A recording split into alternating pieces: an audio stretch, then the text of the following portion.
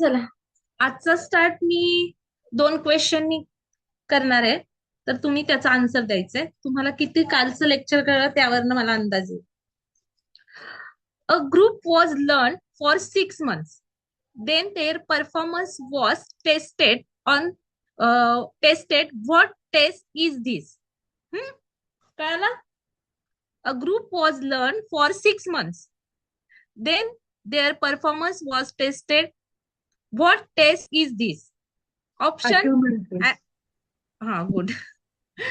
Second, test that measures cognitive impairments are option clinical test, second neuropsychological test, intelligence test, or projective test.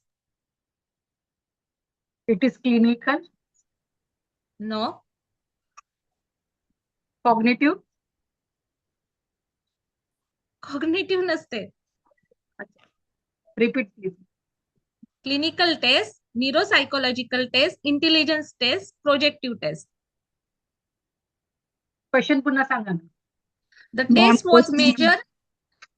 The test that measure cognitive impairments are Intelligent test. Intelligence test. नाही. न्यूरोसायकोलॉजिकल taste. Neuro हो. ब्रेनशी related. Okay. जर cognitive इम्पेअरमेंट होतीये तर brain मध्ये काही damage झालंय का? Frontal lobe जे कॉम्प्लेक्स हे करतं, नंतर पॅरायटल लोब, सेन्सरी मोटर आहे, मोटर कॉर्टेक्स आहे, इम्पेअरमेंट झाली का? तर ती कोणत्या माध्यमातून चेक केली जाते? न्यूरोसायकोलॉजिकल. Okay, good. ऍक्च्युली मी विचार करत होते तुम्हाला, म्हणजे जो पुस्तकामध्ये जो सिक्वेन्स आहे त्या सिक्वेन्सनी गेलं तर तुमच्या डोक्यावरनं जाईल, म्हणून मी जराशी सिक्वेन्स कसा तुम्हाला सांगावं ह्याच्यामुळे मला थोडं लेट झालं. आपण काल पाहिलं होतं की एखादी टेस्ट कन्स्ट्रक्ट केली जाते, बरोबर? तर त्याच्या स्टेप्स आहेत. पहिलं असतं की प्लॅनिंग केला जातो की कोणता कन्स्ट्रक्ट बनवायचा, त्यानुसार टेस्ट आयटम्स लिहिले जातात. आता आयटम तर तुम्हाला काय आले, आणि कन्स्ट्रक्ट म्हणजे एखादा सायकोलॉजिकल कन्स्ट्रक्ट म्हणजे आपल्याला जे लेटन, जे दिसत नाहीत असे लपलेले जे ट्रेड्स आहेत किंवा पॅरामीटर्स आहेत ते फाइंड आउट करायचे. तर त्याच्यासाठी त्याला कन्स्ट्रक्ट म्हटलं जातं.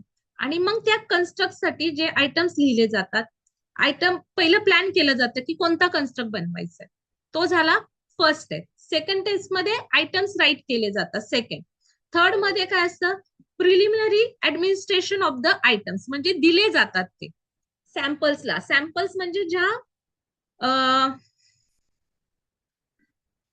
ज्या पॉप्युलेशनवर आपण अप्लाय करतो त्याला म्हटलं जातं सॅम्पल. चौथी असते आयटम अनालिसिस. इथपर्यंत कळालं? अंडरस्टँड? या स्टेप्स काय आल्या? 3. हॅलो, स्क्रीन शेअर आवाज करा येतोय का? हा, ना. स्क्रीन शेअर करा ना तुम्ही जे सांगताय. ऍक्च्युली जे पुस्तकात आहे ना त्याच्याशी रिलेटेड नाही चाललंय मॅडम.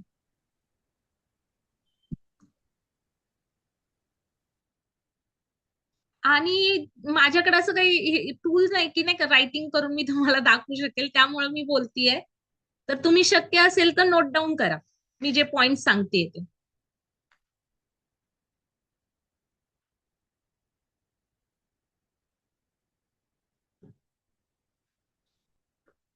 करना है. चालेल ना? बोल. मॅडम थोडा पॉइंट्स रिपीट करा परत. हो, सांग. टेस्ट कन्स्ट्रक्शनच्या first steps: planning the test, second writing items, आणि थर्ड आहे preliminary administration of the items. Can you please slow down? Yes. Please repeat it again, ma'am. First step, planning the test, writing items, preliminary administration of the items.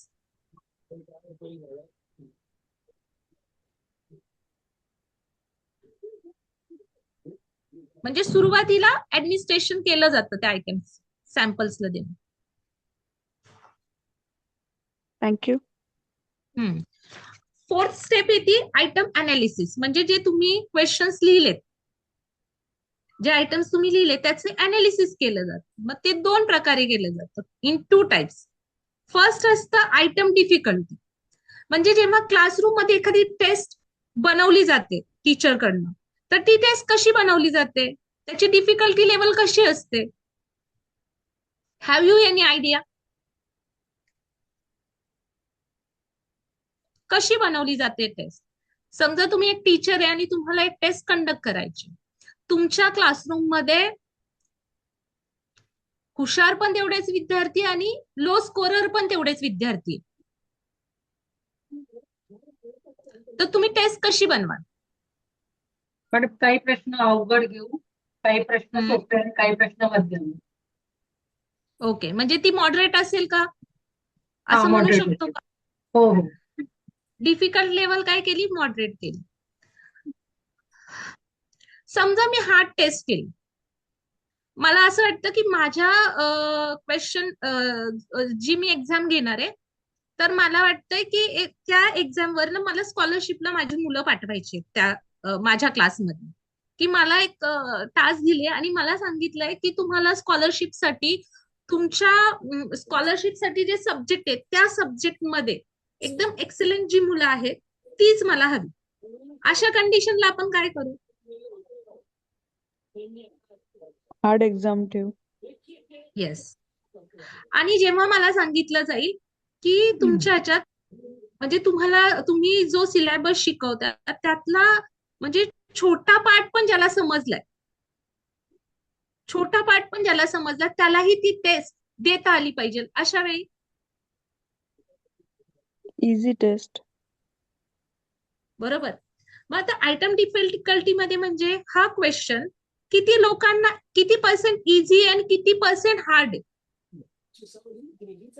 शक्यतो जेव्हा items बनवले जातात, तर सांगा जर hard question ठेवला तर तुम्हाला म्हणजे सर्वसामान्य समजता आलं पाहिजे, त्याचं आन्सर देता आलं पाहिजे की नाही, तर तुम्हाला ती टेस्ट इझी वाटली पाहिजे ना, जास्त इझी पण नाही जास्त हार्ड पण नाही. कळतंय का? मॅडम हे जे एक्झाम्पल आहे हे विथ रेफरन्स टू मेजरमेंट मॉडेलचं आहे का? नाही, तिथं पण मी आलेच नाही.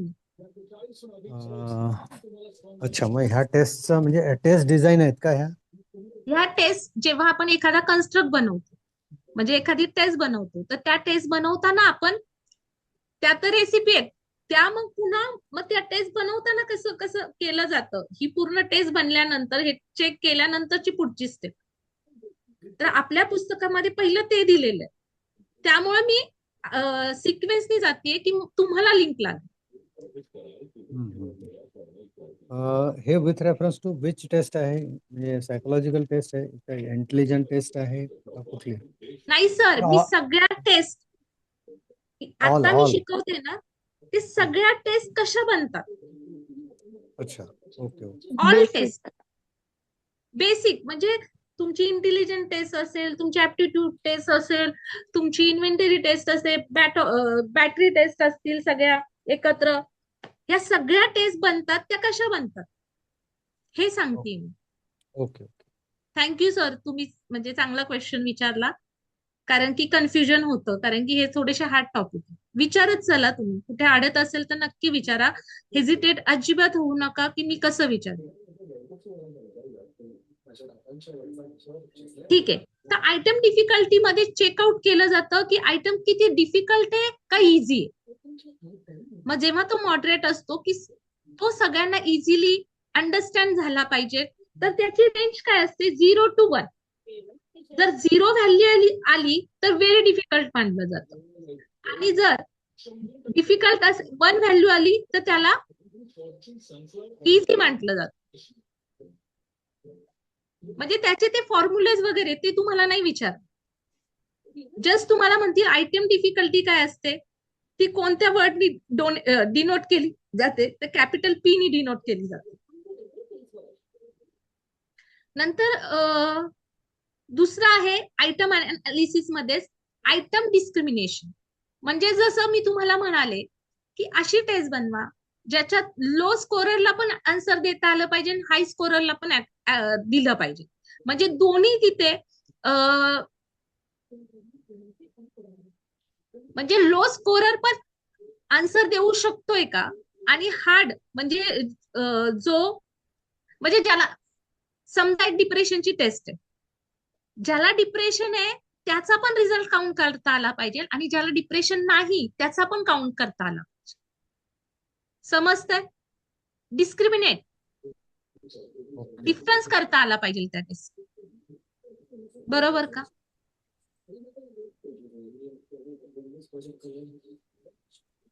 Yes, ma'am. कळतंय का? डोक्यावरनं चाललंय?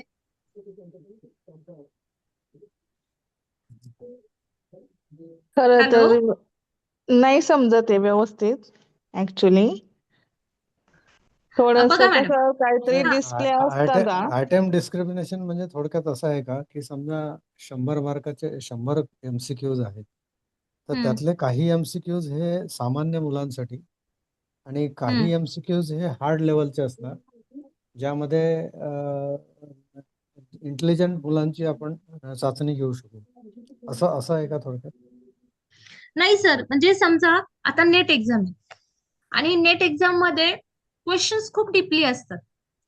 तर डिस्क्रिमिनेट म्हणजे असं व्हायला नको की ज्याचा खूप डीप स्टडी हम्म.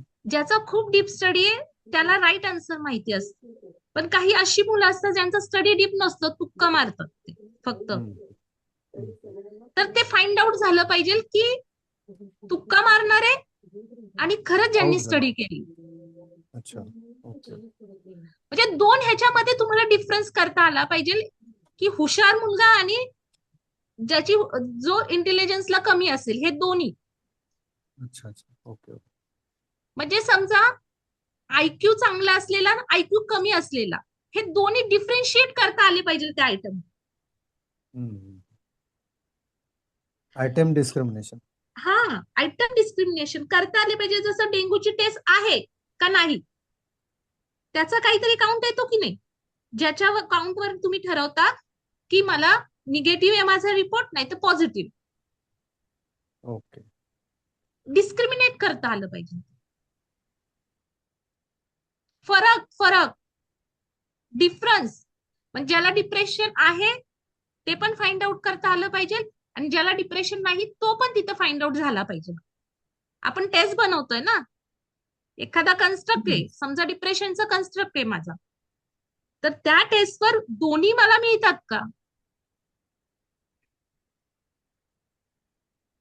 ओके. म्हणजे कळतंय आपण का?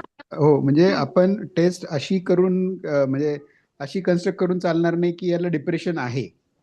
म्हणजे जर हम्म, आपण तसं करत चाललो तर ती त्याच दिशेने लीड करेल आपल्याला. पण आपण जर न्यूट्रल टेस्ट केली, ज्याच्याने आपण जरी टेस्ट करत असू याला डिप्रेशन आहे, पण त्याला जर डिप्रेशन नसेल तरी ते आपल्याला डिटेक्ट होऊन जाईल.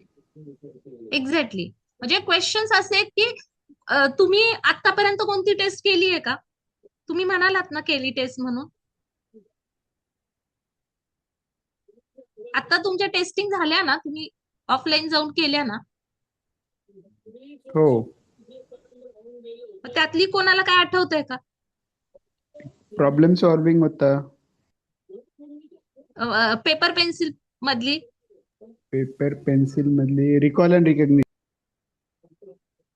हा, त्यात तुम्हाला रिकॉल करायचं होतं, बरोबर. मेमरीची होती ती.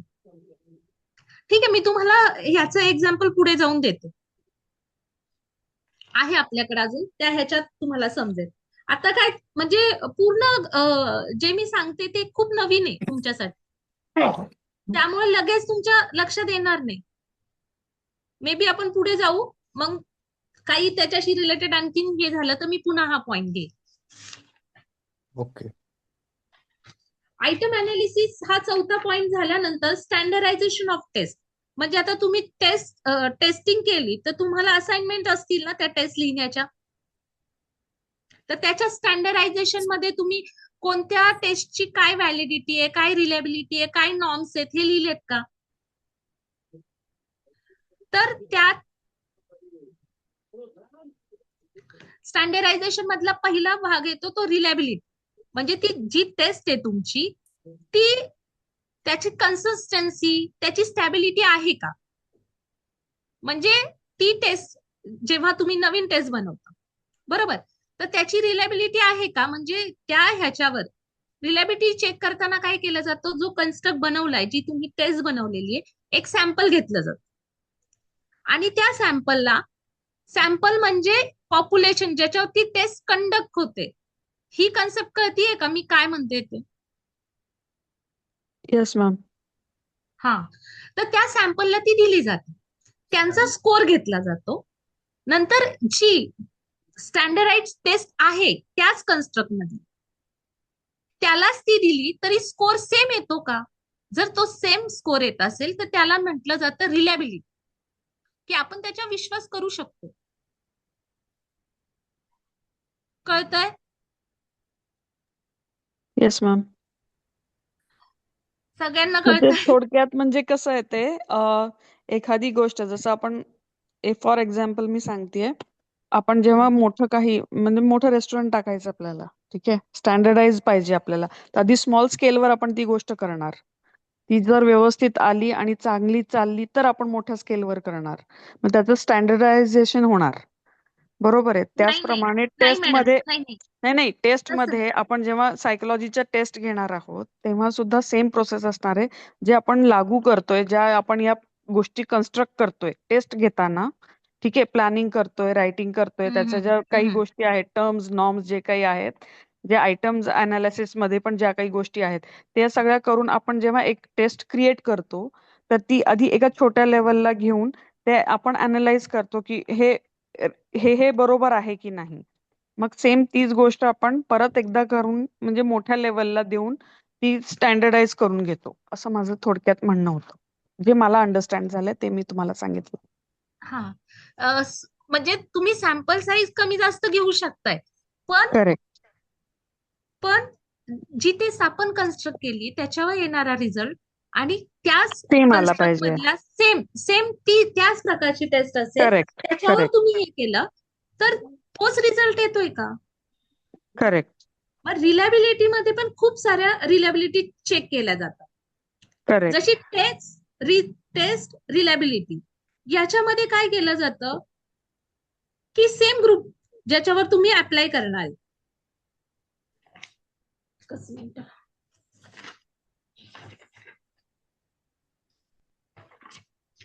सेम सॅम्पल आणि 2 टेस्ट, पहिल्यांदा एकदा टेस्ट घेणार पुरेला, हा ती टेस्ट पहिल्यांदा घेणार, सेम टेस्ट, हा दुसरी नाही, स्टँडर्डाइज टेस्ट नाही घेतली, आपण जी कन्स्ट्रक्ट बनवली आहे ती टेस्ट घेणार, सॅम्पलला देणार आणि त्याचा स्कोर घेतो. त्यानंतर करेक्ट एक मध्ये वीक 2 आठवडे ते 8 वीक्स पर्यंत, 2 वीक ते 8 आठवड्यापर्यंत ह्या टाइम पिरियड आहे. म्हणजे तुम्ही 2 वीकनी पण घेऊ शकता किंवा 8 वीक्सनी पण घेऊ, पण 8 हे मॅक्झिमम झालं. हो. तीच टेस्ट पुन्हा तुम्ही त्या सॅम्पलवर देता आणि ओके. जर जो स्कोर मिळतो आपल्याला तो जर सेम राहिला तर ती टेस्ट रिलायबल आहे. ह्याला म्हटलं जातं टेस्ट रिटेस्ट रिलायबिलिटी. कळतंय. Yes ma'am, got it. Thank you so much. Welcome. बाकी सगळ्यांना कळतंय. मी प्रयत्न करते जेवढं मला हो, मॅडम. इझिली सांगता मॅडम येतंय. तुमची स्क्रीन शेअर नाहीये का? ऍटलीस्ट मला दिसत नाही, नाही. ऍक्च्युली काय होतं, मी जे आता कंटेंट घेतलेत ना ते बुक मध्ये जे आहेत ना ते थोडेसे मला कसं सिक्वेन्स हल्लेला आहे ओके त्याचा, ओके ओके ओके ठीक तर आहे मग त्या सिक्वेन्सनी गेलं तर तुम्हाला थोडं हार्ड पडेल. Okay madam. म्हणजे हे करायला सॉरी, म्हणजे मला वेळ नाही मिळाला नाही ऑफिसच्या नाही नो ह्याच्यामुळे. No no problem. मला वाटलं मलाच दिसत नाहीये कारण मी लेट जॉईन झालो ना. ओके ओके थँक्यू चालेल. मॅडम. नंतर दुसरी आहे इंटर रेटर रिलायबिलिटी. नावात काही कळतंय तुम्हाला. मॅम हा नेक्स्ट पॉइंट आहे, 6th हा वन. नेक्स्ट, हा ओके. नाही नाही नाही नाही, रिलायबिलिटी मध्ये स्टँडर्डायझेशन. रिलायबिलिटी मधलेच मी पॉइंट सांगते आता. Okay okay. स्टँडर्डायझेशन नंतर रिलायबिलिटी मध्ये आलोय नाही, आपण. स्टँडर्डायझेशन ब्रॉड टर्म आहे, ती स्टेप ओके नाही. स्टँडर्डायझेशनच्या अंडर ह्या पुन्हा स्टेप त्याला कंटिन्यू होतात. Okay okay, got it. म्हणजे स्टँडर्डायझेशन मी सांगतेय, पण ती स्टँडर्डायझेशन मध्ये 3 स्टेप्स आहेत. त्या आतापर्यंत मी 3 का 4 सांगितल्या. मला वाटतं 4th झाली ना आपली, आणि ही 5th आहे रिलॅबिलिटी.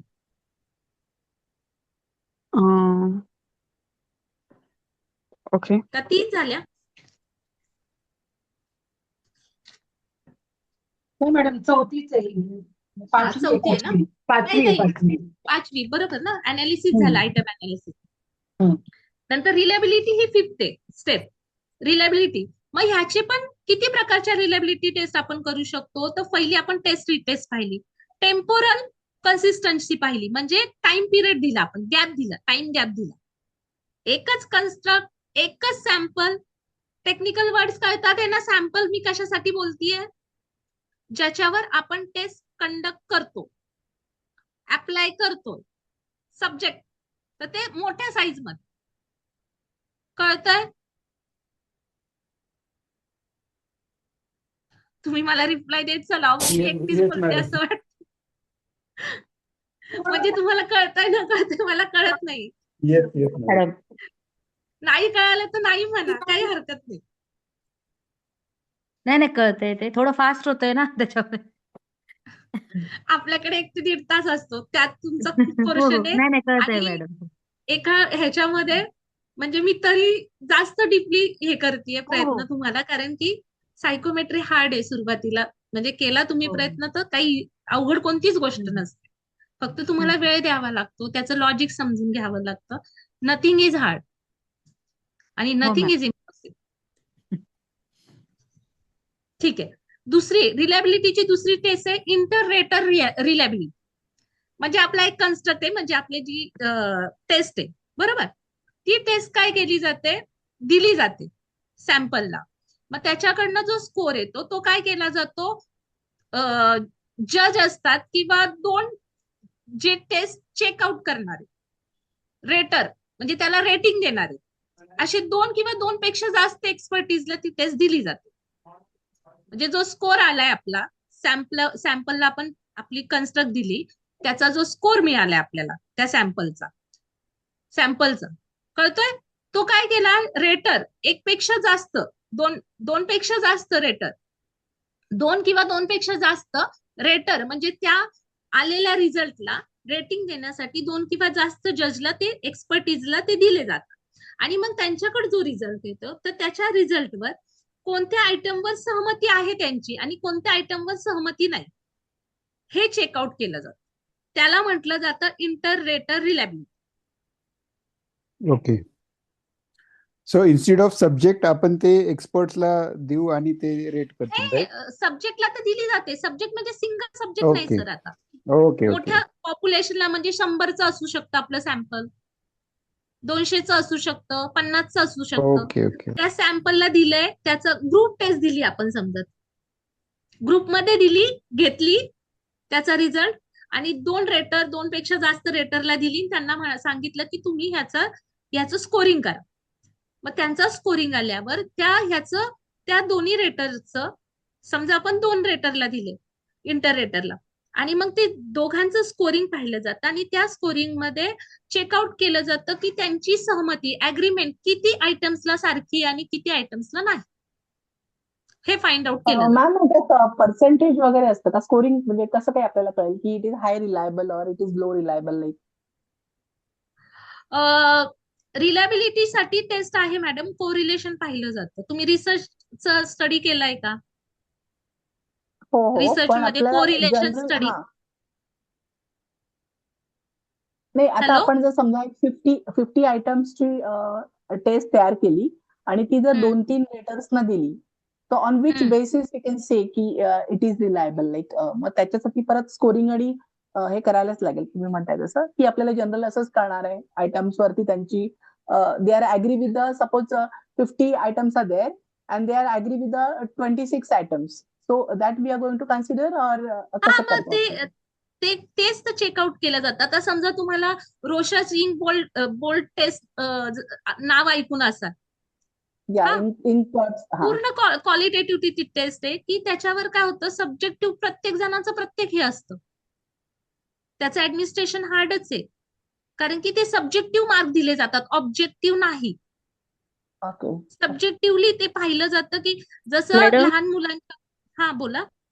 मी एक उदाहरण सांगू का? म्हणजे ते याच्यात होऊ शकतं का? की समजा एखादी एसे कॉम्पिटिशन आहे किंवा इंटरव्ह्यू आहे किंवा नाही का हम्म आपल्याला कोणाचं तरी ऑब्झर्वेशन करायचंय, तेव्हा आपण एक समजा 2 किंवा 3 अशा व्यक्तीला हे केल्या की त्यांना आपण नेमलं की बाबा तुम्ही या सगळ्या ग्रुपचं काय करायचंय किंवा एसे हम्म कॉम्पिटिशन मध्ये पण नाही का 3-3 परीक्षक असतात किंवा स्पर्धांमध्ये सुद्धा. मग ते त्यांच्या याने ग्रेडिंग देतात आणि मग नंतर सगळ्यांचं एकत्र करून इव्हॅल्युएशन केलं जातं की कोण याच्यामध्ये फर्स्ट आहे किंवा कोणाचं कोण जास्त आहे किंवा इंटरव्ह्यू घेताना सुद्धा किंवा एखादी ऑब्झर्वेशन टेस्ट असते ना, म्हणजे आता असं एज्युकेशन फील्डमध्ये जेव्हा या अशा वक्तृत्व स्पर्धा किंवा एसे कॉम्पिटिशन असतात, तेव्हा आपण 2 किंवा अधिक परीक्षक नेमतो, ते याचं उदाहरण होईल का?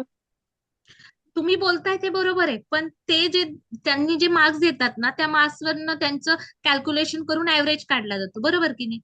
हम्म आणि मग ते हे ठरवलंय. इथं काय केलं जातं की समजा टेस्ट कन्स्ट्रक्ट मधला एक आयटम आहे आणि त्या आयटमला मला वाटतं तो पॉझिटिव्ह आहे, स्ट्रेसशी रिलेटेड आहे, की मला नवीन सिच्युएशन पाहिली की भीती वाटते, बरोबर, स्ट्रेस नोट होतोय त्याच्यात. तर जर तुला किती किती प्रमाणात तुम्हाला स्ट्रेस वाटतोय, तर त्याला 1 प्रमाणात वाटतोय, 2 प्रमाणात वाटतोय, 3 प्रमाणात वाटतोय. तर समजा त्यांनी 3 ला हे केलं की हा म्हणतोय की मला स्ट्रेस आहे, डायकोटॉमस ठेवलं म्हणजे येस आणि नो. हम्म तर सब्जेक्ट काय म्हणेल? येस. ज्याला नाही वाटत तो नो म्हणेल. मग हा आयटमला जर मार्क्स द्यायचे झाले तर हम्म पॉझिटिव्हला 3 द्यायचे आणि निगेटिव्हला म्हणजे नाहीये तर 1 द्यायचं. असं किती जण म्हणाले की ह्याला 1 द्यायचे आणि ह्याला 3 द्यायचे. ह्याच्यामध्ये जे अग्रीमेंट असेल, मी एक्झाम्पल देते आहे, हम्म जरा स्ट्रेस आहे तर मला वाटतंय की ह्या स्ट्रेसला त्यांनी 3 पॉइंट दिले पाहिजे की त्याला स्ट्रेस आहे, कारण की स्ट्रेसची इन्व्हेंटरी आहे माझी, टेस्ट माझी स्ट्रेसची आहे आणि तो व्यक्ती म्हणतोय त्याला स्ट्रेस आहे, हो म्हणालाय तो, येस म्हणाला, तर ह्याला 3 मार्क्स दिले पाहिजे. त्याच वेळी एक असाही पर्सन आहे, तो म्हणतोय की मला स्ट्रेस नाही वाटत न्यू सिच्युएशनला, तर त्याला मला 1 मार्क द्यायचा, बरोबर का? बरोबर. तर मग ह्या पॉइंटला किती जण ऍग्री आहेत आणि किती जण नाही ऍग्री? ओके. कळतंय? म्हणजे माझं मत आहे की ह्या जो स्ट्रेस आहे म्हणतोय त्याला 3 मार्क्स द्या. जो इंटररेटर दुसरा आहे तो पण म्हणतो हा 3 द्या, म्हणजे आमचं एका आयटम साठी अग्रीमेंट झालं. हम्म. तेच जर मी म्हणते स्ट्रेस आहे तर मी 1 देणार, दुसरा इंटररेटर म्हणतो नाही 3 द्यायचं, डिसएग्रीमेंट झालं. बरोबर. कळालं? बरोबर. Good to go. येस तिसरं, येस. नाही म्हणजे इंटरप्रेटर हे एका पेजवर पाहिजेत थोडक्यात. हॅलो, हा म्हणजे इंटरप्रेटर जे आहेत they should be on the same page, असं किंवा सेम हा ते अंडरस्टँडिंग वर. एक्सपर्टीज असणार ना सर, त्या ह्याच्यामधल्या त्या फील्ड मधल्या ते एक्सपर्टीज असणार, हा अच्छा. त्यामुळे त्यांना जे ते जास्त. हा बोला. म्हणजे इंटरप्रेटर जर एका पेजवर असते किंवा अंडरस्टँडिंग असेल त्यांचं, then the interpreter reliability is good, असं म्हणता येईल का? येस येस, ते चेकआउट करतात की मग कोणते आयटम, अजून आपली टेस्ट फायनल झाली नाहीये, आपण चेक करतोय, आपण त्या ह्याच्यातून चाललोय, सगळ्या ह्याच्यातून जसं पाणी गाळून स्वच्छ पाणी आपल्यापर्यंत पोहोचण्यासाठी जे एक एक लेयर्स म्हणजे फिल्टर होतात, ते फिल्टर्स आहेत इथं. हे ओके. पहिली रिलायबिलिटी चेक केली जाते की हे विश्वास ठेवण्यासारखी टेस्ट आहे का, मग त्याच्यानंतर त्याची योग्यता चेक केली जाते. खूपदा काय होतं, टेस्टमध्ये रिलायबिलिटी असेलच, तर रिलायबिलिटी आहे पण व्हॅलिडिटी असेलच असं नसतं, पण जी टेस्ट व्हॅलिड आहे, योग्य आहे, ती रिलायबल असतेच. तर ते पहिलं रिलायबिलिटी चेक करतात. जर रिलायबिलिटी चेक झाली आणि मग व्हॅलिडिटीला जायचं. रिलायबिलिटी छोट्या प्रमाणात की ह्या छोट्या गोष्टी झाल्या, व्हॅलिडिटीला म्हणजे रिलायबिलिटी पेक्षा पण व्हॅलिडिटीला जास्त महत्व आहे. ठीक आहे, आपण रिलायबिलिटीवर राहू आता, कन्फ्युजन होईल. पहिली झाली टेस्ट समजलं, त्याच्यात आपण टाइम गॅप दिली. दुसरी आहे ज्याच्यामध्ये आपण काय करतो, इंटररेटरला देतो. तिसरी असते इंटरनल कन्सिस्टन्सी. आता इंटरनल कन्सिस्टन्सी म्हणजे समजा स्ट्रेस आहे, मग स्ट्रेस मध्ये काय काय इम्पॅक्ट होतो आपल्यावर, कोणकोणत्या ह्याच्यात स्ट्रेस असेल तर आपल्याला भूक लागते का?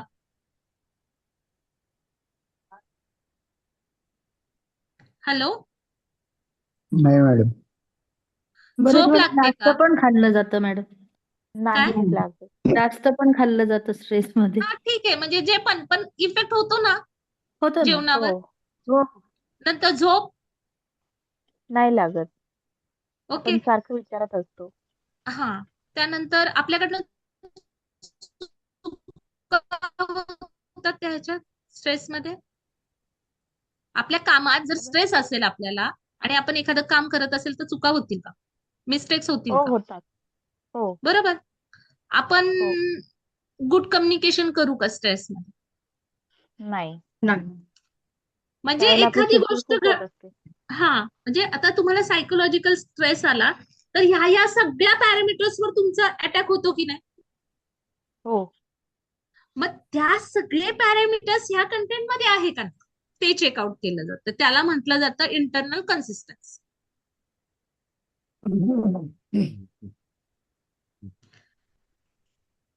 ensures that all items of the test are measure something similar. कळतंय? म्हणजे मी जे जे क्वेश्चन विचारले त्या क्वेश्चननी तुमचा स्ट्रेस काउंट होतो का, दिसतोय का?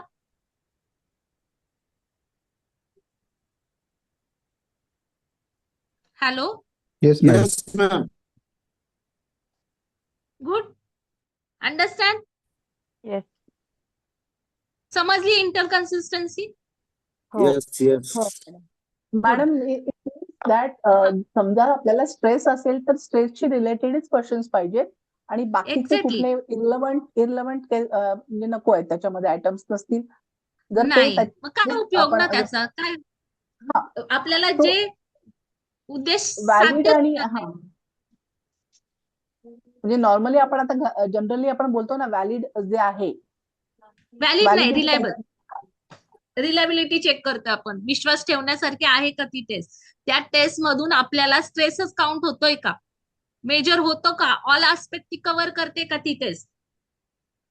Madam okay, I think it is validity. Okay fine. ही रिलायबिलिटी चालली ma'am. Okay okay ma'am, thank you. विश्वास, रिलायबिलिटी, कन्सिस्टन्सी म्हणजे ती कन्सिस्टंट आहे का, तो रिझल्ट कन्सिस्टंट मिळतोय का आपल्याला त्या टेस्ट कडून.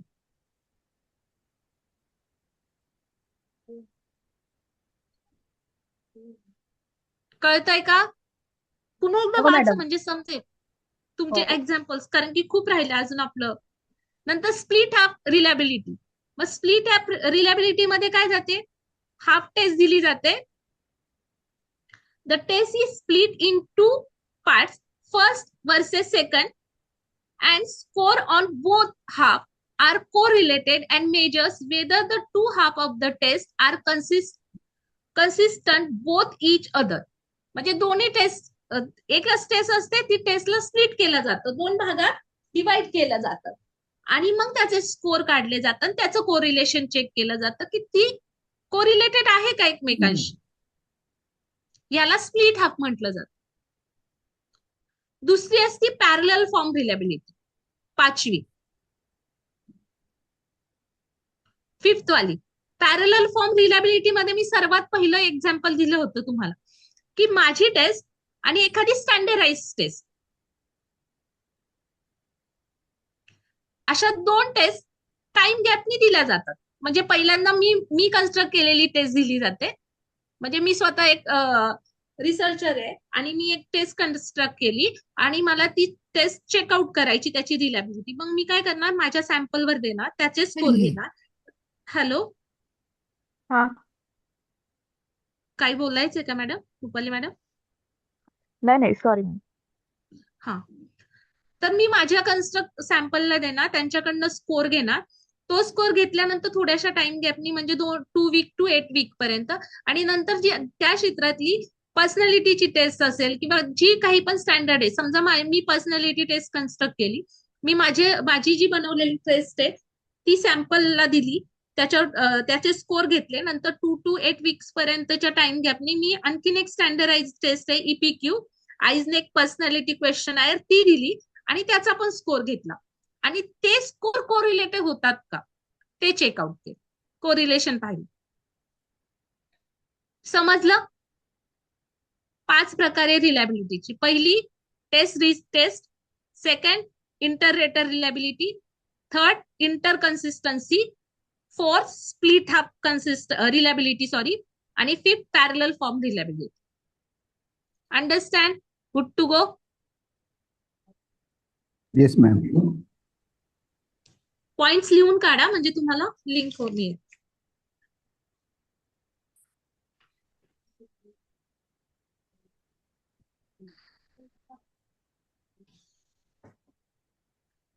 हा, आणखीन एक फॉर्म्युला लिहून घ्या इंटर रेटर रिलायबिलिटीचा, की समजा माझ्या टेस्ट कन्स्ट्रक्ट मध्ये 20 रिस्पॉन्सेस आहे. Okay, hello, yes ma'am.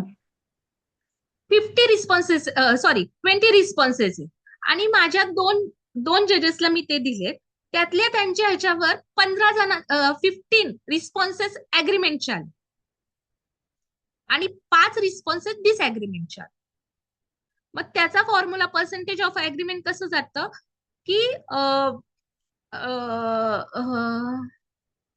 हा, टोटल अग्रीमेंट झालेले आयटम्स म्हणजे 15 डिवायडेड बाय डिसएग्रीमेंट. डिसएग्रीमेंट किती ह्याच्यावर झाले? 5 वर इंटू 100.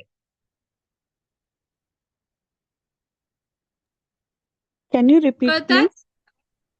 20 रिस्पॉन्सेस आहेत आपले. ओके, अग्रीमेंट झालंय 15 वर आणि डिसएग्रीमेंट झालंय 5 वर. तर अग्रीमेंट ज्या आयटम्सवर जे काउंट झालाय तो 15 डिवायडेड बाय डिसएग्रीमेंट इंटू 100. हे झाला पर्सेंटेज ऑफ अग्रीमेंटचा फॉर्म्युला इंटर-रेटर रिलायबिलिटीचा.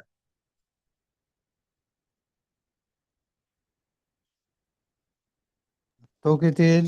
30% येईल का? नाही, 300. 75% येईल. थांब 5 हा ठीक आहे. 3 इंटू हा बरोबर 30. 300% येईल. एक मिनिट थांबा. Sir 15 divided by total responses टाका बरं. हा, 15 टोटल divided by रिस्पॉन्सेस आहे, सॉरी. total response. हा, म्हणजे 15 divided by 20. मग 75. 75 सॉरी. मग 75% येईल. म्हणजे अग्रीमेंट किती ह्याच्यावर झाले divided by total agreement, total responses. अच्छा, हे पर्सेंटेज काय येईल? 75% आले ना. हो, पण या पर्सेंटेजला म्हणायचं काय? इंटर-रेट पर्सेंटेज, इंटर-रेटर हा agreement percentage. Agreement percentage. Madam तसंच डिसएग्रीमेंटचं पण पर्सेंटेज काढायचंय का? नाही, फक्त अग्रीमेंटचं विचारलं आणि डिसएग्रीमेंटची नसते का गरज. तुम्हाला किती ह्याच्यावर अग्री झाले तेवढेच आयटम ठेवायचे, बाकीचे रिमूव्ह करायचे. Okay okay.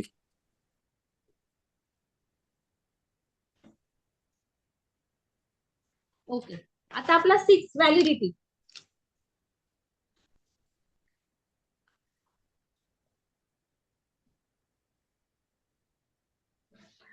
व्हॅलिडिटी मध्ये व्हॅलिडिटी मीन्स अॅक्युरेसी. आपली टेस्ट अॅक्युरेट आहे का हे चेक केलं जातं. याच्यामध्ये पहिली आहे फेस व्हॅलिडिटी. फेस व्हॅलिडिटी म्हणजे व्हॅलिडिटी मध्ये 4 टाइप्स आहेत व्हॅलिडिटीचे. नोट डाऊन करा. पहिली आहे first face validity, then content validity, criterion validity and construct validity. Hello, आवाज येतोय? Yes ma'am. 4 आहे. ओके, 4 आहेत. 4 सॉरी, मी 5 बोलले का? नाही 4च. ओके, फेस व्हॅलिडिटी म्हणजे आता माझी टेस्ट स्ट्रेचची आहे, तर माझ्या प्रत्येक क्वेश्चन मध्ये तो स्ट्रेस दिसणार. तुम्हाला न्यू इन्व्हायरमेंटला अडॉप्शनला स्ट्रेस येतो का? तुम्हाला सोशल मीटिंग्स मध्ये गेल्यानंतर स्ट्रेस वाटतो का? देन खूप सारी रिस्पॉन्सिबिलिटी असेल अशा वर्क मध्ये तुम्हाला स्ट्रेस येतो का? मी काय करतेय, प्रत्येक माझ्या सेंटेन्स मध्ये काय येतंय, माझ्या क्वेश्चन्स मध्ये स्ट्रेस हा वर्ड येतोय.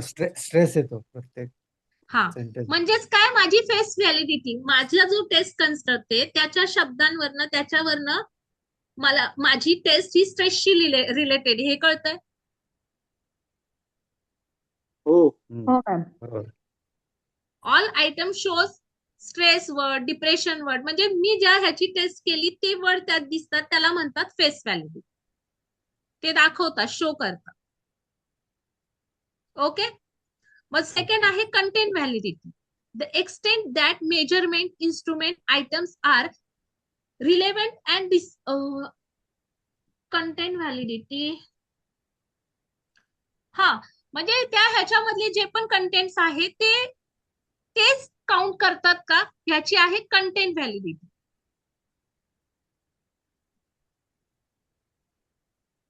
जशी आपली ह्याची रिलायबिलिटी मध्ये कसे सगळे आस्पेक्ट आपल्याला तेच जे आपल्याला मेजर करायचे तेच देताय का, ते जसं चेक केलं जातं, तसंच व्हॅलिडिटी मध्ये की जे पण आयटम्स आहेत त्याच्या जेव्हा आन्सर दिलं जातं तेव्हा तेच मिळतं का, तेच आस्पेक्ट सगळे मिळतात का. डिप्रेशनची कन्स्ट्रक्ट आहे ऑल आस्पेक्ट, लाईक जशी सांगितलं मी तुम्हाला, भूक म्हणा, स्लीप म्हणा, मूड म्हणा, वेट लॉस होतोय का, नॉट इंटरेस्टेड वाटतंय का, हे सगळे आस्पेक्ट ते कव्हर करते. हे चेकआउट केलं जातं, त्याच्यातून त्या आयटम्स मधून सगळे पॉइंट्स मिळतात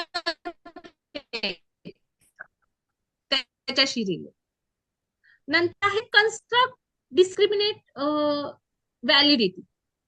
कंटेंट व्हॅलिडिटीला मॅडम टेक्स्ट व्हॅलिडिटी पण म्हणतात का? नाही, टेक्स्ट व्हॅलिडिटी नाही, बुक मध्ये कंटेंट दिलंय व्हॅलिडिटी. कंटेंट नाही, बुक मध्ये दिलंय content or text validity. Book मध्ये दिलंय का ते? म्हणजे मी हो. माझ्या ह्याच्यात तरी नोट्स मध्ये मला म्हणजे नाही मिळालं, तर असेल तर ठीक आहे. जर तुम्हाला त्याच्यात प्रूफ आहे पुस्तकात तर टेक्स्टचा काही रेफरन्स आहे का ह्याच्यात, म्हणजे लक्षात राहील. नाही, ते सांगते मी की माझ्या ह्याच्यात स्टडी मध्ये नाही आलेलं टेक्स्ट, तर ठीक आहे ना, कंटेंट व्हॅलिडिटी लिहा. ओके. कंटेंट म्हणजे थोडक्यात कंटेंट म्हणजे तेच आपण जो सब्जेक्ट टेस्ट करतो त्या सब्जेक्टचा कंटेंट त्यामध्ये असला पाहिजे. Yes, exactly. की व्हॅलिड म्हणजे तेच मिळतंय का आपल्याला आउटपुट त्याच्यातून, त्या स्कोरिंग मध्ये. नंतर construct validity, content validity, construct validity. Construct validity म्हणजे ही कशाच्या आधारावर टेस्ट क्रिएट केलेली. तर तुम्हाला बऱ्याच साऱ्या आता थेरीज आहेत माहिती, मग थेरीच्या बेसवर जसं डिप्रेशन थेरी आहे, तर आर्यन बेक यांची थेरी आहे डिप्रेशनच्या ह्याच्यावर, तर त्याच्यावर ती टेस्ट कन्स्ट्रक्ट केलेली. तर ही टेस्ट म्हणजे खूप साऱ्या अशा टेस्ट आहेत ज्या थेरी बेस्ड आहे, त्यांचा खूप साऱ्या टेस्ट आहेत. जसं जसं तुम्ही स्टडी कराल, तर आइझनेकची जशी थेरी आहे त्याच्याशी रिलेटेड EPQ आहे, आइझनेक पर्सनॅलिटी क्वेश्चन आहे. मग ह्या टेस्ट कशा चेकआउट केल्या जातात, तर त्यांचं काय केलं जातं, समजा मी एक ऑप्टिमिझमची टेस्ट घेतली, आशावादी ऑप्टिमिझमची एक टेस्ट केली, माय ऑप्टिमिझम टेस्ट माझ्या टेस्टचं नाव. मग मी काय करणार, त्याच्यावर स्कोरिंग करणार. माझी थेरी आहे, मला माझी थेरी योग्य आहे की नाही ते चेक करायची. ऑप्टिमिझमवर माझी थेरी आहे, कळतंय. मी कन्स्ट्रक्ट कसा बनवते, माझ्या थेरीवर माझी टेस्ट बनवते. मी एक थेरी बनवली आहे, रिसर्च करून मी एक थेरी बनवली, कळतंय. येस. नक्की डोक्यावरून नाही चाललं. माझी एक टेस्ट मी तुम्ही जे कन्स्ट्रक्ट केली. हा बोला. तुम्ही जे हायपोथेसिस घेतलं किंवा एक थिअरी घेतली, त्या थिअरी रिलेटेड टेस्ट कन्स्ट्रक्ट करायची थोडक्यात, ओके. असंच आहे ना? म्हणजे मी रिसर्च केला, त्या रिसर्च वरनं मी एक थेरी बनवली माझी, आणि त्या थेरीवर आधारित एक टेस्ट बनवली. ओके. मग ती टेस्ट काय केली, मी सॅम्पलवर अप्लाय केली, त्याचे स्कोर घेतले आणि ते सेम कन्स्ट्रक्ट असलेली दुसरी टेस्ट घेतली, स्टँडर्डाइज टेस्ट, त्याचे स्कोर घेतले, सेम सॅम्पल, आणि त्याचं कोरिलेशन पाहिलं. जर ते कोरिलेशन पॉझिटिव्ह आलं तर त्याला म्हटलं जातं कॉन्व्हर्जंट कन्स्ट्रक्ट व्हॅलिडिटी. कळतंय? ओके. जशी पॅरलल फॉर्म रिलायबिलिटी आपण चेक केली की नाही टाइम गॅपनी, येस. तसाच प्रकारे फक्त इथं काय केलं जातं, कोरिलेशन केलं जातं. आणि त्याच्यात म्हणजे माझा पण सेम, जर माझे आयटम आणि त्याचे आयटम एकच कन्स्ट्रक्ट शोधतोय, मी ऑप्टिमिझम शोधते, आणि मी एक स्टँडर्डाइज टेस्ट ऑप्टिमिझमची घेतलीये, जी स्टँडर्डाइज अगोदरच झालेली आहे बाजारात, म्हणजे क्लिनिकल सेटिंग इकडे तिकडे ती यूज केली जाते, तीच टेस्ट घेतली आणि त्याच्यावर पण सेम सॅम्पलवर ती टेस्ट दिली, आणि त्याचा स्कोर घेऊन त्या दोघांचं जर कोरिलेशन केलं आणि जर पॉझिटिव्ह कोरिलेशन आलं तर माझी ती कॉन्व्हर्जंट कन्स्ट्रक्ट व्हॅलिडिटी होईल. कारण की सेमच मी कन्स्ट्रक्ट, म्हणजे मला आउटपुट जे पाहिजे ते दोन्ही टेस्ट मला सेम देतात, त्याचं कोरिलेशन एकसारखं, म्हणजे एकमेकांशी कोरिलेट करतात ते, कारण की सेमच आहेत ना ते. मी पण माझं ऑप्टिमिझमच फाइंड करते आणि जी स्टँडर्ड टेस्ट आहे ती पण ऑप्टिमिझम फाइंड करते, म्हणजेच त्याचे टेस्ट आयटम आणि माझे टेस्ट आयटम यांचं कोरिलेशन असेल की नाही.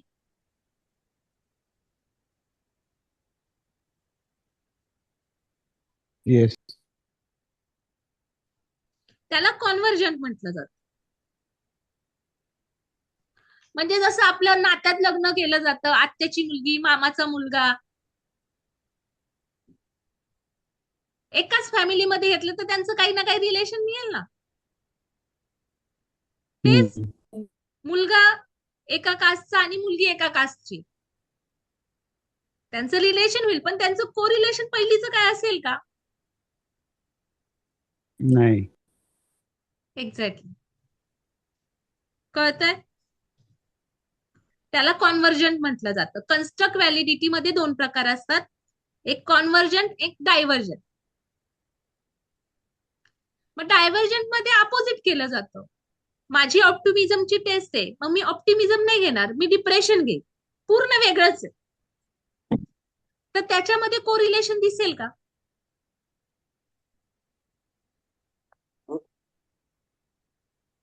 दिसेल का? कोरिलेशन येईल का? आपलं पूर्ण कन्स्ट्रक्ट वेगळा आहे, नाही येणार. 0 येईल किंवा Yes. खूप लो येईल. त्याला काय म्हटलं जातं? डायव्हर्जंट. डायव्हर्जंट किंवा डिस्क्रिमिनेट कन्स्ट्रक्ट व्हॅलिडिटी. कळतंय? येस. गुड. आता चौथं आहे क्रायटेरियन. आता क्रायटेरियन म्हणजे काय?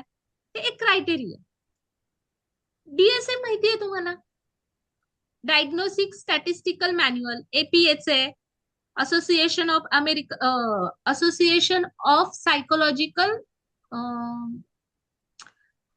अमेरिकन संस्था आहे जी फक्त सायकोलॉजिकल म्हणजे सायकॅट्री ह्याच्यात काम करते. APA म्हटलं जातं. आणि त्यांनी DSM, American psychological association. American psychological association, sorry, American psychological association, APA. तर त्यांची जी संस्था आहे त्यांनी एक मॅन्युअल बनवलं. त्या मॅन्युअल मध्ये फक्त सायकॅट्रिक डिसऑर्डर, ज्या सायकोलॉजीशी रिलेटेड डिसऑर्डर आहेत, सायकोलॉजिकल सायकॅट्री फील्ड मधल्या, त्या डिसऑर्डरचे सिम्पटम्स काय आहेत, त्याच्यावरनं ती ती डिसऑर्डर आहे हे फाइंड आउट केलं जातं, डायग्नोज केलं जातं. कळतंय? DSM एक मॅन्युअल आहे डिसऑर्डरचं, आणि त्या डिसऑर्डर मध्ये सांगितलं झालं की तुमचं बॉर्डरलाईन पर्सनॅलिटी आहे, डिप्रेशन आहे, स्ट्रेस आहे, नंतर अल्झायमर आहे. हे पण हे जेव्हा डायग्नोज करतात, तर ह्या डायग्नोज करताना जसं तुम्हाला डेंग्यू आहे, तुमची सायकोलॉजिकल टेस्टिंग केली जाते, मग त्या टेस्टिंग मध्ये रिपोर्ट होतं ह्या काउंटच्या वरती जर त्या काही ब्लड म्हणजे जे काही पेशी म्हणा काही समथिंग जो रिपोर्ट आलाय त्याच्या आबो आला तर डेंग्यू पॉझिटिव्ह असतो, त्याच्या जर निगेटिव्ह झाला तर डेंग्यू नसतो. मग त्यावेळेस तुम्हाला ताप येतो, शिवरिंग होती, डोळे लाल होतात, उलटी होती, समथिंग असे सिम्पटम्स. तर तुम्हाला डेंग्यू झाला असं डायग्नोज करतात की नाही डॉक्टर? एक क्रायटेरिया आहे ना, तो क्रायटेरिया मीट झाला तर तुम्हाला त्याचं इन्फेक्शन आहे, समहाऊ मलेरिया आहे ते म्हटलं जातं की नाही, सांगितलं जातं ना डॉक्टरांकडून. Yes ma'am. तसाच प्रकारचं DSM मध्ये सगळ्या डिसऑर्डर आहे, आणि त्या डिसऑर्डरचं डायग्नोज कसं केलं जातं, कोणत्या बेसवर केलं जातं, तर तो क्रायटेरिया असतो. मग त्या क्रायटेरियाशी रिलेटेड त्या क्रायटेरियामध्ये बसणारे जे पण सिम्पटम्स आहे ते फाइंड आउट होतील असा जेव्हा कन्स्ट्रक्ट केला जातो, आणि तो कन्स्ट्रक्ट सेम, समजा मी डिप्रेशनची माझी इन्व्हेंटरी क्रिएट केली आणि ती इन्व्हेंटरी टाइम गॅपनी स्टँडर्ड ह्याच्याशी मॅच केली, मी क्रायटेरियन बेस्ड कन्स्ट्रक्ट तयार केला. याच्या अगोदरचा आपण कशाच्या बेसवर केला होता कन्स्ट्रक्ट? थेअरीच्या बेसवर केलता. कळतंय? आता क्रायटेरिया बेसवर केलाय. हा, क्रायटेरियन बेसवर केला. आणि काय केलं, क्रायटेरियन बेसवर ती केली आणि सेम कन्स्ट्रक्ट असलेल्या दुसऱ्या ह्याला टाइम गॅपनी चेकआउट केलं, कोरिलेशन फाइंड आउट केलं. नाही सॉरी, कॉन्करंट पहिले आहे त्याच्यामध्ये टाइम गॅप दिला नाही जात.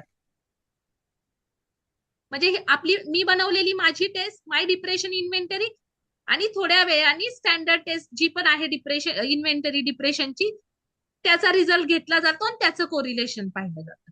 त्याला म्हणतात कंकरंट क्रायटेरियन व्हॅलिडिटी. तेच टाइम गॅप ठेवून केला जातो जेव्हा त्याला प्रेडिक्टिव्ह म्हटलं जातं, प्रेडिक्टिव्ह क्रायटेरियन व्हॅलिडिटी. कळतंय? क्रायटेरियामध्ये दोन प्रकार आहेत. हा, जसे Concurrent- कन्स्ट्रक्टचे 2 प्रकार आहेत तसेच क्रायटेरियनचे 2 प्रकार आहेत. कन्स्ट्रक्ट मध्ये काय केलं जातं, थेअरीच्या बेसवर आपली टेस्ट बनवली जाते आणि सेम कन्स्ट्रक्ट असलेल्या दुसऱ्या स्टँडर्डाइज टेस्ट बरोबर जेव्हा त्याचं कोरिलेशन फाइंड केलं जातं सेम टेस्ट, तर ते पॉझिटिव्ह आलं पाहिजे कारण की सेम कन्स्ट्रक्ट. आणि जेव्हा आपण आपला जो कन्स्ट्रक्ट आहे त्याच्याशी काही संबंध नसलेला दुसऱ्या कन्स्ट्रक्ट डायव्हर्जंट म्हणजे वेगळ्या टेस्टची जेव्हा त्याचं कंपॅरिझन करतो, जेव्हा त्याचं कंपॅरिझन नाही कोरिलेशन करतो, जेव्हा ते निगेटिव्ह आहे, म्हणजेच बरोबर ना, म्हणजे तो आयटम आपला दुसरा कन्स्ट्रक्ट घेतलेला आहे. मी डिप्रेशनची बनवलेली आहे आणि दुसरी स्ट्रेसची आहे. नाही, स्ट्रेस आणि हे एकत्र येऊ शकतो, दुसरं काय घेता येईल.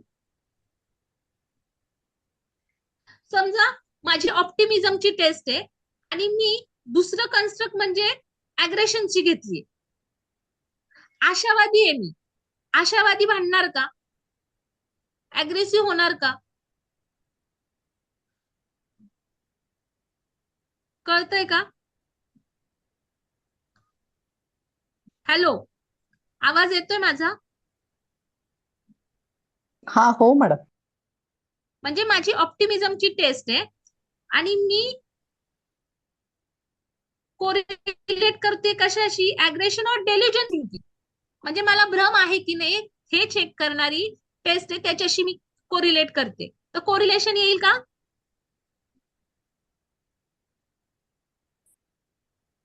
दोन वेगळे कन्स्ट्रक्ट आहे, एक ऑप्टिमिझम आहे आणि एक डेल्युजन थिंकिंग आहे.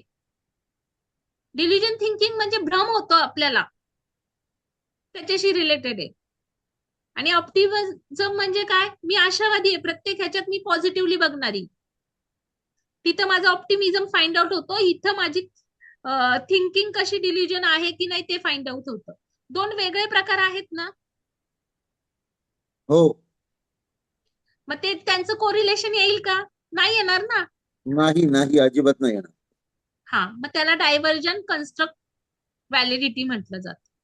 आणि क्रायटेरियन व्हॅलिडिटी मध्ये काय केलं जातं की दोन्ही कन्स्ट्रक्ट सारखे असतात, पण पहिल्या ह्याच्यामध्ये टाइम गॅप दिला जातो.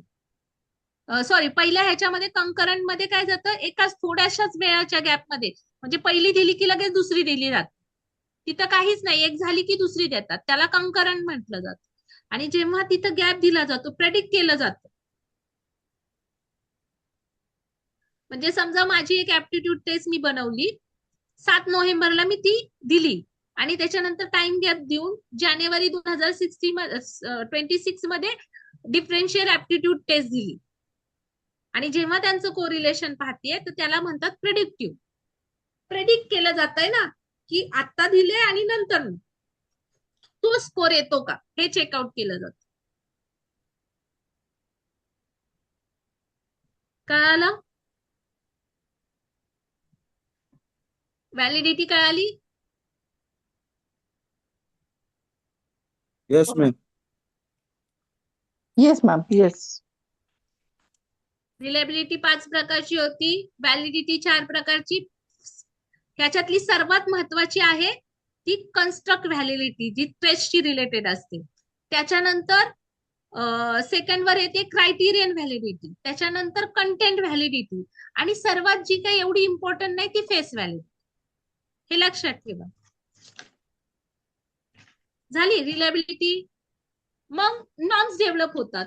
नॉर्म्स डेव्हलप काय होतात की ही टेस्ट कोणत्या कोणत्या सॅम्पलसाठी आहे, कोणत्या पॉप्युलेशन साठी वापरली पाहिजे, कोणत्या स्कोर साठी वापरली पाहिजे. म्हणजे मॅडम, जर चाइल्डशी रिलेटेड आहे, जसं सिमॉन बिनेट टेस्ट आहे, आयक्यू टेस्ट, तर ती 0 ते 16च्या एज ग्रुपसाठी. परत जर त्याच्यामधली जर लँग्वेज ती फ्रेंचच्या ह्याच्यातली असेल, फ्रेंच मध्ये पहिली ती तयार झाली, तर ती इंडियामध्ये चालेल का, इंडियन पॉप्युलेशनवर? नाही. हे नॉर्म्स ठरतात की ही कोणत्या एज ग्रुपला, कोणत्या कल्चरचे, कल्चर फेअर आहे, कल्चर बायस आहे. मग नंतर त्याचं स्कोरिंग कसं केलं जातं, त्याचं इंटरप्रिटेशन कसं केलं जातं, पर्सेंटाईल रँक द्यायचा, नॉर्म द्यायचा, क्रायटेरियन द्यायचा, हे सगळं नॉर्म्स एस्टॅब्लिश करताना चेकआउट केलं जातं. आणि मग त्याच्यानंतर फायनल 8वी स्टेज असते publication. Preparation of manual, prepare comprehensive test manual documenting development process, administration procedure, scoring guideline, interpretation of result, reliability and validity evidence. ज्या तुम्ही आता रिलायबिलिटी चेक केली, व्हॅलिडिटी चेक केली, त्याचे इव्हिडन्स द्यावे लागतात तुम्हाला पब्लिश करताना. Normative data publish, the test of for professional use, हे सगळी माहिती त्यातून, म्हणजे 8 स्टेप्स आहेत. अशा प्रकारे तुमची टेस्ट कन्स्ट्रक्ट झाली आणि पब्लिश झाली. Congratulation, thank you. तुम्ही एक टेस्ट कन्स्ट्रक्ट केली.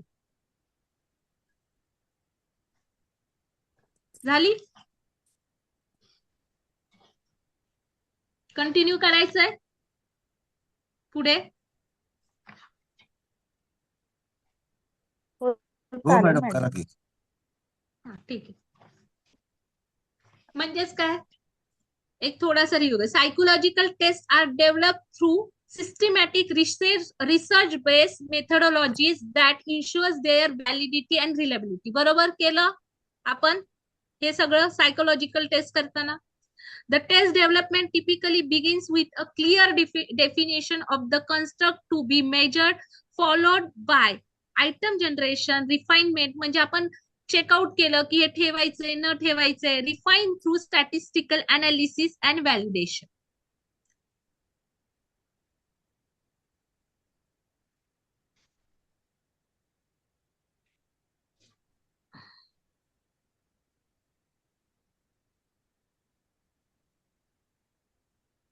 मग 3 प्रकारे आपण टेस्ट बनवू शकतो. क्रायटेरियन बेस, जसं मी सांगितलं की DSM वगैरे मध्ये ज्या क्रायटेरियन बेसवर ज्या टेस्ट बनल्या आहेत, त्यापैकी उदाहरण द्यायचं झालं तर MMPI, मिनिसोटा मल्टीफ्लेजिक पर्सनॅलिटी इन्व्हेंटरी, नंतर स्ट्रॉंग इंटरेस्ट इन्व्हेंटरी. ह्या DSM डायग्नोस्टिक स्टॅटिस्टिकल मॅन्युअल मध्ये ज्या डिसऑर्डरचा क्रायटेरिया दिला आहे त्याच्याद्वारे टेस्ट बनवली जाते.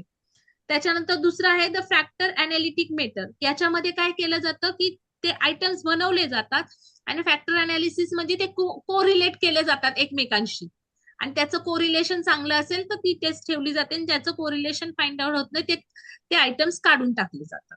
त्याला म्हणतात फॅक्टर अनालिटिक मेथड. त्याच्यानंतर आहे थेरॉटिकल और rational method. We derive item from psychological theory. जशी आपण कन्स्ट्रक्ट व्हॅलिडिटी म्हटलं की नाही, तशाच प्रकारची म्हणजे 3 टाईपच्या मेथड आहे ज्याच्यानी टेस्ट बनवली जाते. की तुम्ही टेस्ट बनवताना कोणती मेथड यूज करणार.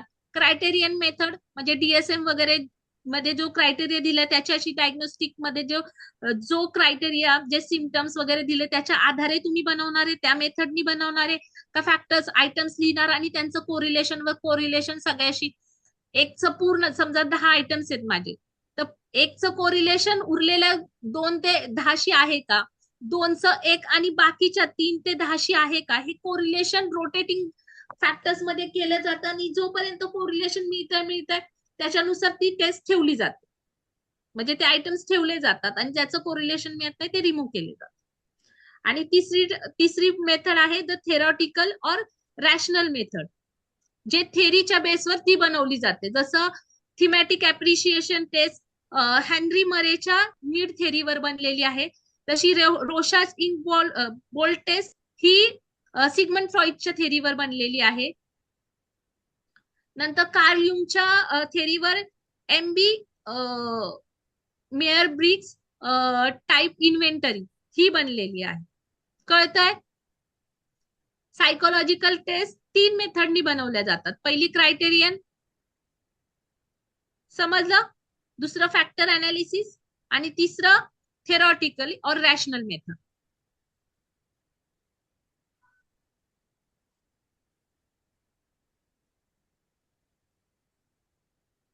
कळालं का?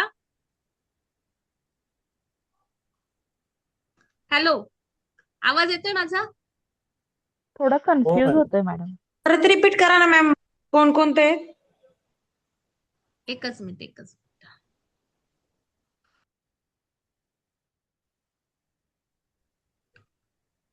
मी तुम्हाला काय सांगितलं आता, ह्या अगोदर सगळ्या जर एखादी टेस्ट बनवायची झाली तर कोणकोणत्या स्टेप्स येतात मी सांगितलं, बरोबर? ह्या सगळ्या हो. स्टेप. मग मी ठरवलं की हो. मला एक टेस्ट बनवायची, पण ती कशाच्या आधारे बनवणार. मग ती टेस्ट बनवते मी क्रायटेरियन की, द क्रायटेरियन की मेथड, म्हणजे DSM वगैरेचा जो डायग्नोस्टिक स्टॅटिस्टिकल मॅन्युअल आहे त्याच्या आधारे बनवणार, की फॅक्टर अनालिटिक मेथड, दुसरी method the factor analytical method, ज्याच्यामध्ये जे आयटम्स बनवले त्यांचे एकमेकांशी कोरिलेशन चेक कर, किंवा तिसरं थेरॉटिकल मेथड.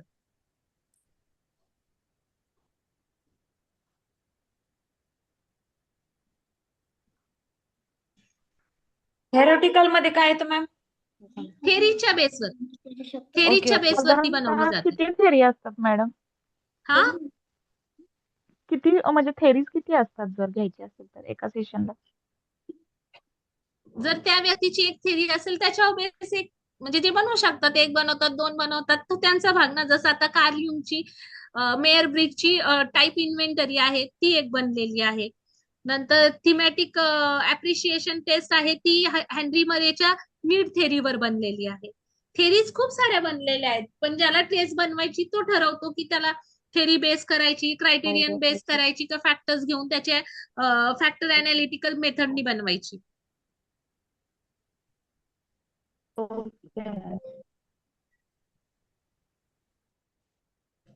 फॅक्टर अनालिसिस 9:40 झाले. मेथड कशी असते, काय ऍक्च्युली कोणते फॅक्टर्स घेतो? फॅक्टर्स म्हणजे आपले जे पण क्वेश्चन्स आपण जे बनवलेले आहेत, आयटम ज्यांना म्हणतो, तर त्यांचं कोरिलेशन चेकआउट केलं जातं. म्हणजे परस्पर संबंध एकांचा सहसंबंध. हा, एकमेकांचा त्याच्यावर इम्पॅक्ट होतोय का, म्हणजे हा ह्याच्याशी रिलेट करतोय का. म्हणजे आपण एक आता हॅपीनेस टेस्ट बनवायची आहे, तर हम्म. त्याच्यामध्ये भावनिक, मानसिक, शारीरिक, सांस्कृतिक ह्या गोष्टींचा विचार केला जातो. नाही, काय म्हणाला तुम्ही, सॉरी. ऍक्च्युली आता मला हॅपीनेस टेस्ट बनवायची आहे, मग त्याच्यामध्ये मी फॅक्टर घेऊ शकते ना, शारीरिक विकास मोजला हा, आता जाईल, बघा, मानसिक, ऐका, भावनिक. तर हॅपीनेस आहे, तर मला प्रत्येक काम करताना म्हणजे आवडीचं काम करताना मला आनंद मिळतो. ज्याला कामात आनंद मिळतो तो समाधानी असेल का, त्याच्या लाईफसाठी तो समाधानी आहे का, ह्या दोघांचं रिलेशन आहे की नाही. जो हॅपी असेल तो समाधानी पण असू शकतो ना. हो. फक्त त्याचं कोरिलेशन कदाचित कमी जास्त असू शकतं. पण एका ह्याच्यात आहे की केलेल्या कामात मी आनंदी असतो आणि दुसऱ्या ठिकाणी म्हणजे काम केलं की मला उदासीन वाटतं. या दोघांचं कोरिलेशन होईल का, किंवा नाही माझा होत. मूड सॅड होतो. पूर्ण दोन अपोजिट साइड्स आहेत ना त्या. हो. मग हो. ह्याचं कोरिलेशन होईल का, नाही नाही होत. होणार. समजतंय.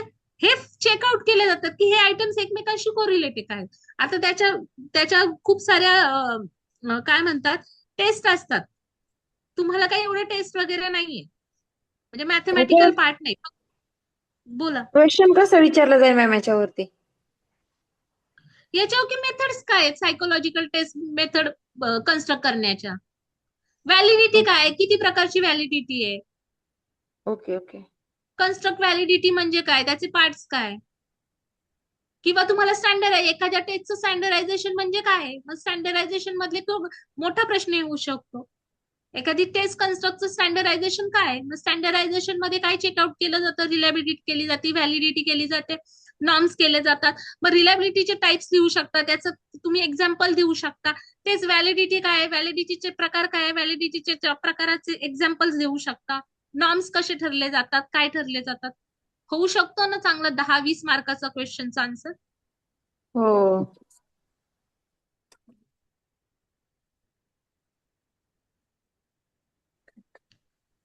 पावणे 10 होत आलेत, कारण की जर मी पुढचं क्लासिकल टेस्ट थेरी घेतली तर अजून अर्धा तास जाईल. नाही चालेल मॅम. क्रायटेरिया. घेऊ नक्की. हो हो. याच्यामध्ये कारण मला एक अजून सांगा ना, क्रायटेरिया मध्ये काय येईल अजून नक्की. क्रायटेरियन म्हणजे DSM जे म्हटलंय की नाही, हे डायग्नोस्टिक स्टॅटिस्टिकल मॅन्युअल, म्हणजे त्याच्यामध्ये सगळ्या डिसऑर्डर दिल्या जातात. त्या डिसऑर्डर कशाच्या कोणत्या सिम्पटमच्या आधारे डायग्नोस केल्या जातात. तो क्रायटेरिया असतो. त्या क्रायटेरियावर बेस मग आपली टेस्ट हा सगळा क्रायटेरिया फाइंड आउट करते का, अच्छा. त्याला क्रायटेरियन. म्हणजे आता मी हॅपीनेस टेस्ट बनवली, तर तुम्ही हॅपीनेस टेस्ट खरंच मोजले जातीये का, हॅपी आहात की नाही, ह्याचं क्रायटेरिया. हा, म्हणजे जर DSM ला असेल हॅपीनेस, पण त्याच्यामध्ये फक्त ह्या दिल्या जातात क्रायटेरियन टेस्ट आहेत ना. डायग्नोस्टिक करणाऱ्या टेस्ट हॅपीनेस वगैरे नसेल मॅडम. एखादं डिप्रेशन असेल, बायपोलर असेल पर्सनॅलिटी, ओके. किंवा मेन्स्ट्रुअल ह्याच्यामधले येणारा स्ट्रेस, बरेच हे ऍड झालेले आहेत. तर मग त्या डिसऑर्डरशी रिलेटेड टेस्ट खूपशा क्रायटेरियनच्या बेसवर होतात, कारण त्यांचे सिम्पटम्स फाइंड आउट होतात. Okay okay. चालेल मॅम, पुढे कंटिन्यू केलं तरी चालेल आता. पण ना मला भूक लागली आहे, मी अजून स्वयंपाक केला नाहीये. ऑफिसवर आले ओके ओके, तसे. चालेल चालेल. सॉरी. नंतर घे विल मॅडम, काही कंटिन्यू हरकत नाही. टुमॉरो ना. हा, आपण उद्या काय करू, क्लासिकल टेस्ट थेरी एकदम छान. म्हणजे आत्ताच तुम्हाला कळालं का, प्रामाणिकपणे सांगा. म्हणजे माझा पण फर्स्ट टाइम आहे की हे मी सायकोमेट्रिक घेतलं, म्हणजे इतक्या डीपली घेतलं. हो हो हो. छान कळालं मॅम मॅडम. कळतंय, मॅडम, जिथे नाही ते कळतंय आम्ही textbook तुम्हाला पेक्षा त्रास खूप छान आहे. देतोच आहे. आणि ओके ओके. मेनली म्हणजे बोला. कन्सेप्ट क्लिअर झाल्या, वाचल्यानंतर ते चांगलं उमगत असं वाटायला लागलं. ओके, उद्याच्या पण 2 थेरीज आहे ना, अगदी छान फ्रेश ह्याच्यानी या तुम्ही. अगदी आपण असं डीपली घेऊ, म्हणजे इन फ्युचर पण तुमच्या थेरीज त्या लक्षात राहतील आणि त्या थेरी बरोबर मी पण तुमच्या लक्षात राहील. नक्कीच. Thank you thank you thank you. हे thank you so madam, much ma'am. Text book मध्ये कोणत्या युनिट मध्ये चाललंय हे? Hello hello sir. Text book मध्ये कोणत्या पेजवर चालू आहे सध्या? सर मी ना टेक्स्टबुकच्या ह्याच्याने नाही घेतली आहे, कारण की टेक्स्टबुक मध्ये स्टेप्स आहे ना खूप आधी मधी आहे. तुम्ही वाचा, तुम्हाला कळणार नाही, लिंक नाही लागणार. नाही, मग आम्ही आता हे जर पॉइंट आम्ही लिहून घेतले, पण हम्म, आता हम्म. वाचताना बुक हा वाचताना तुम्ही वाचा, तुम्ही वाचायला सुरुवात करा. बरं वाचायला सुरुवात करा तुम्ही टेक्स्टबुक तुमचं, कारण की मी ते सगळे पॉइंट्स घेणार आहे आणि समजा काही राहिलेच तरी आपण ते कव्हर करू.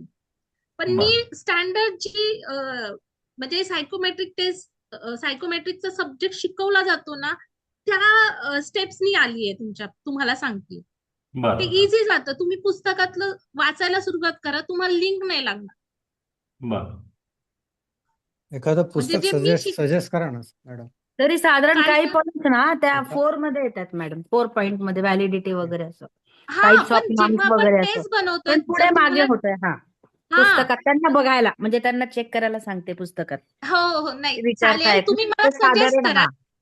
हा पण मी साधारण ह्या ते 4 स्टेप मध्ये. बघा, लिंक लागली का नाही तुम्हाला आतापर्यंत मी जे सांगितले त्याची? हो हो हो, काही काही पॉइंट्स आहेत त्याचे हो लिंक, मॅम. म्हणजे एखादं आता हे 4 पुस्तक मध्ये एखादं येतंय, पुस्तक त्याच्यामध्ये व्हॅलिडिटी आहे.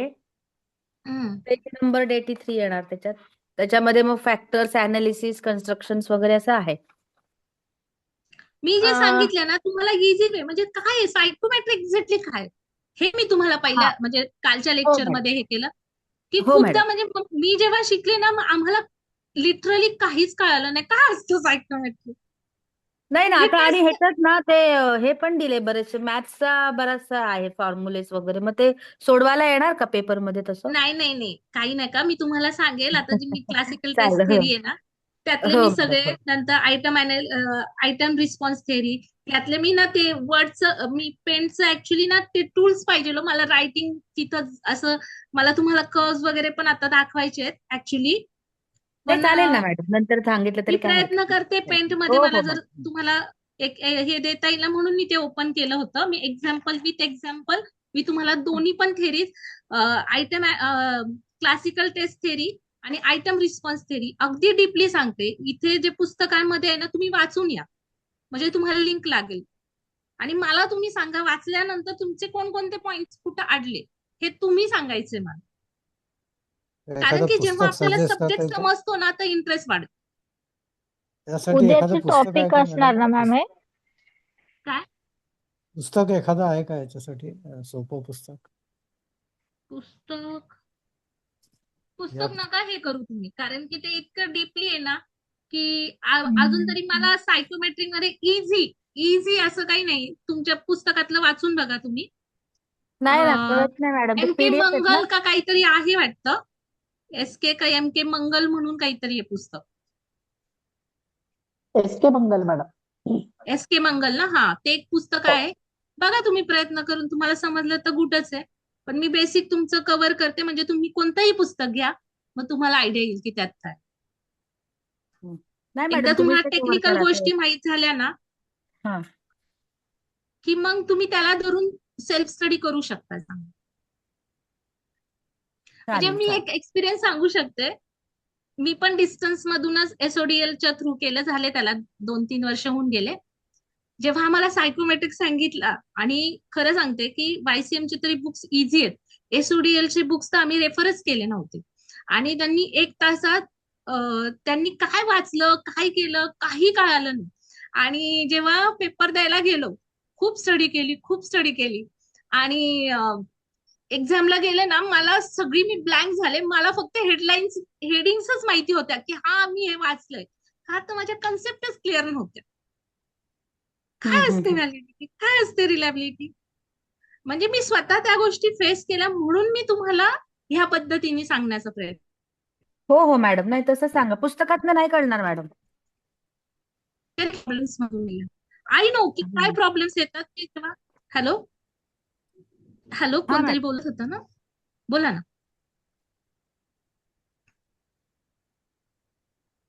प्रांजली उद्याचं बोलत टॉपिक काय प्रांजली. असेल मॅम? येस हा, येस मॅम. आता क्लासिकल टेस्ट थेरी आणि आयटम रिस्पॉन्स थेरी ह्या घेणार आहे मी उद्या. Okay okay. One reading go through करून मग उद्या येईल असं, म्हणजे ते हा काही हा नाही कळलं तर तुम्हाला परत विचारेल, यासाठी विचारत होते. हो हो हो चालेल चालेल yes yes ma'am. Thank you ma'am. चालेल मग आपण एंड करूया. हो okay madam. Yes Sure, ma'am. खूप ma'am. छान थँक्यू सेशन Thank you. तुमच्यामुळे पण Good मला night. इंटरेस्ट येतोय स्टडी करायला. हो मॅडम. थँक्यू. खूप छान सेशन होतं मॅम. थँक्यू. तुम्ही एन्जॉय करताय ना, कारण की स्टडी बोरिंग नाही झाली पाहिजे. येस. जेव्हा ती स्टडी बोरिंग होते ना, मग शिकण्याची इच्छा किंवा काही लर्न करण्याची इच्छा जाते. मॅम हे लेक्चर हो. युट्यूबवर अपलोड होईल ना? आय डोंट नो, म्हणजे ही काय कशी टेक्निक आहे, आय डोंट नो रिअली. सरांना तुम्ही विचारा. हा, कारण का आम्हाला रिव्हिजनला सोपं पडेल मॅम. परत ऐकून तुमचं लेक्चर परत म्हणजे आम्हाला रिव्हिजन चांगली होईल म्हणून. सरांशी एकदा, म्हणजे मला पण एक्झॅक्टली मी फर्स्ट टाइम तुमच्या म्हणजे सेंटरला ह्याला घेते वायसीएमचे. मी एसओडीएलचेच ओके घेत होते, तर मला ओके कल्पना ओके नाही. तरी थँक्यू सो मच.